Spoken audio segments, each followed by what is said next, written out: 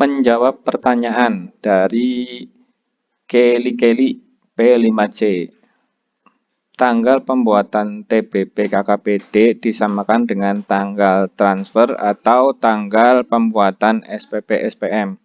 Oke, jadi gini ya, sebenarnya saya sudah pernah bikin video tanggal-tanggal di KKPD. Penjelasannya gini, untuk SIPD itu transaksinya lebih akrual ya, pencatatannya lebih akrual dari aplikasi yang lainnya. Kenapa begitu?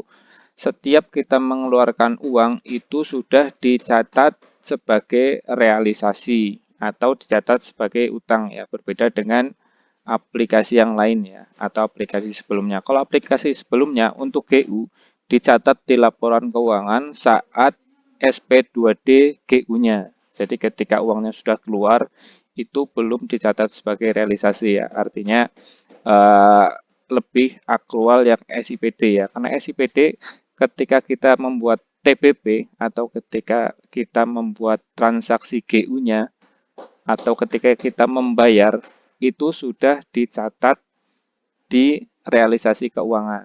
Jadi lebih akrual ya, nggak perlu nunggu SP2D GU-nya. Untuk di SIPD itu keunggulan dari SIPD ya, lebih akrual. Termasuk ini untuk KKPD, jadi ketika kita menggesek kartu atau kalau pakai kris kita bertransaksi dengan kris ya di vendor, itu kita sudah bisa mencatat di SIPD, yaitu dicatat di DPR-nya. DPR itu kalau nggak salah dulu jurnalnya itu adalah utang belanja ya. Jadi ketika kita bertransaksi dengan KKPD, sudah tercatat di laporan keuangan kita mempunyai hutang. Itu kerennya SIPD ya. Sebenarnya kalau bendahara itu mencatatnya runtut, itu nanti transaksinya akan tercatat dengan baik ya, sesuai dengan keadaan waktunya. Penjelasnya gini, ketika kita belanja dengan KKPD, kemudian langsung dicatat di SIPD-nya, otomatis tanggalnya kan sama ya. Tanggal ketika kita bertransaksi, kita catat sebagai DPR. Kemudian ketika kita dapat tagihan dari BPD, kita catat di DPT. Kemudian ketika kita membuat SPP SPM, kita langsung catat di SIPD. Kemudian ketika terbit SP2D, nanti juga tercatat juga ya di BKU ada uang masuk ke BKU. Kemudian ketika kita membuat TBP, itu dicatat saat kita membayar KKPD ke BPD-nya. Seperti itu. Kalau kita nulisnya real time ya, nggak dirapel, bendahara ya, sesuai dengan urutan waktunya, nanti di laporan keuangannya jadi cantik nanti, sesuai dengan urutan waktunya tadi.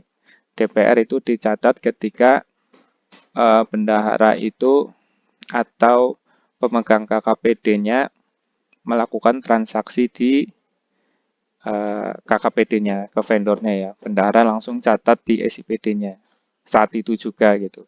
Nanti otomatis laporan keuangannya nanti terbentuk utang belanja gitu.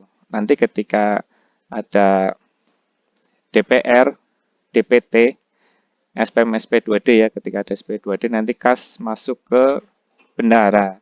Kemudian nanti ketika TBP itu kas keluar dari bendahara termasuk nanti untuk jurnal balik utangnya, membayar utangnya KKPD. Seperti itu penjelasan. Terima kasih.